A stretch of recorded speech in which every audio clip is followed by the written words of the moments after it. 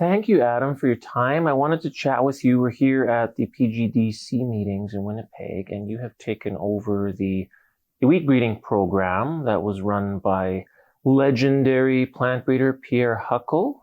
Yes, yeah. Yeah, some big shoes to fill. But yeah, I just kind of wanted to find out if you can tell us a little bit about your background in this industry, where you're from, and how you got into this whole plant breeding thing. That would be great. Sure, yeah. That's I can tell that story. And yeah, I was lucky enough to take leadership of the spring wheats and Canaryseed breeding programs, which Pierre Huckel led for over 30 years.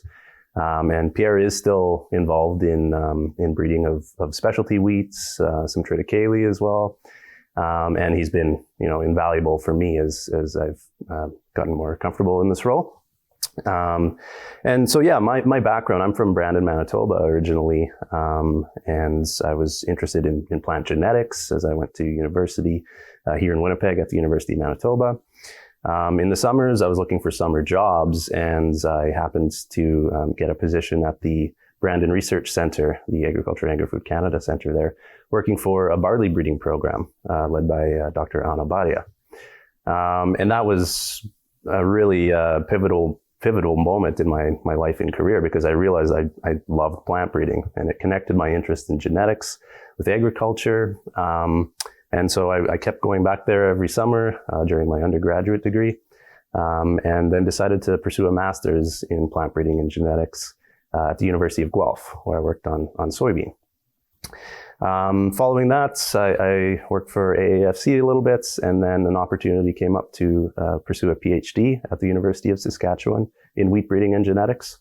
And so following that, I interviewed for my current position and was fortunate enough to be here now. So yeah, I've been involved in plant breeding for a while now, and this is really what I like to do. So this is your second PGDC meeting? That's right. Yeah. I was at the one last year in Saskatoon, and yeah, so this will be my second. So what are you putting forward this year? What have you got for lines that you're putting forward, whether it's something that you bred or from Pierre's program? Yeah, so Pierre has been very active with classes of wheat that are often overlooked, and he's been pivotal in developing really unique wheat varieties. So this year he's putting forward a spelt wheat line, which is the first one in a number of years, with some improved agronomics. But he's also putting forward some purple wheat lines. He released some purple wheat lines a few years ago, and these are a pretty significant quality improvement over the existing purple wheat varieties. So those are some exciting ones that we're bringing forward. And he's also bringing forward a Triticale line. So this would be the first Triticale line that the Crop Development Center, which is what we're a part of, this is the first CDC Triticale line that's been brought forward for support for registration in over 50 years of the CDC's existence. So there's four lines in total that we're bringing forward this year, and I'm excited to see how the committees receive them. Yeah, that's exciting. Is it winter, spring Triticale? The spring Triticale, yeah. So we don't really do any winter crop breeding at the CDC right now. So yeah, everything's basically spring-based. So what was the driving force behind that? And it's like you're saying, 50 years, that's the first time. Do you know what kind of prompted that? Yeah, so Pierre, as you might know, you've probably spoken to him a few times, has a wide range of interests, and he took to Triticale and tried to address this classic problem with Triticale, where you get a lot of the abiotic stress tolerance from rye, but the baking quality and the quality attributes of the grain aren't necessarily ideal. They're certainly not at the level of, say, most spring wheat classes. So that's a problem that he wanted to address, and so through substantial amount of effort and time, he's increased the quality profile of Triticale. And so this spring Triticale line has much better quality attributes. It's also a relatively good forage yielder. So it's a bit of a dual purpose Triticale, and that's really the niche that Pierre's been trying to target for a few years. What about you, Adam? What's your favorite aspect of breeding, favorite crop? what would you say excites you the most? That's a good question. So right now, most of my attention is focused on breeding for Canada Western Red Spring, CWRS wheat. I get a lot of enjoyment out of that. It's a highly competitive space.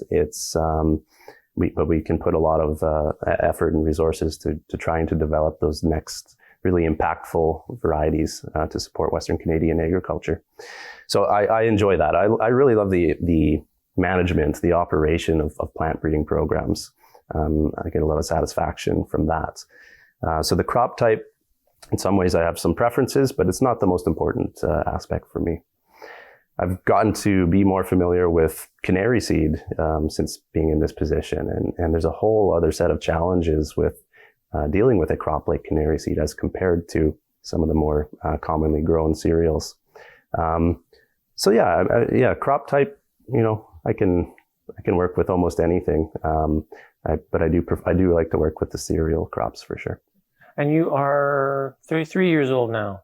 33. Yeah, in August, yeah. Wow. So you are very young plant breeder yet. I was once 33 many years ago. And so what are your ambitions? What do you want to do in breeding? Is there one particular thing that you want to accomplish? Anything like that you kind of see yourself doing? Yeah, as you know, plant breeding is a really long-term process. So my goals are long-term. I want to have a career much like Pierre's, where you can look back, 30 years in the past to where I am now and be proud and happy with the varieties that our programs produced, and hopefully have some positive impacts on science in the research world as well as training students, which I see as a really important role for our university breeding programs to train that next generation of plant breeders and plant scientists. So yeah, at the end of the day, you want to have those varieties that you can point to and say these made a difference.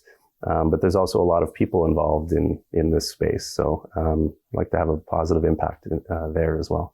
Yeah. Well, I'm looking forward in 30 years when we come to this meeting, doing an interview with you about your retirement. And it's a long ways off yet. But Yeah, I look forward to that as well. thanks so much for your time, Adam. Okay, thank you.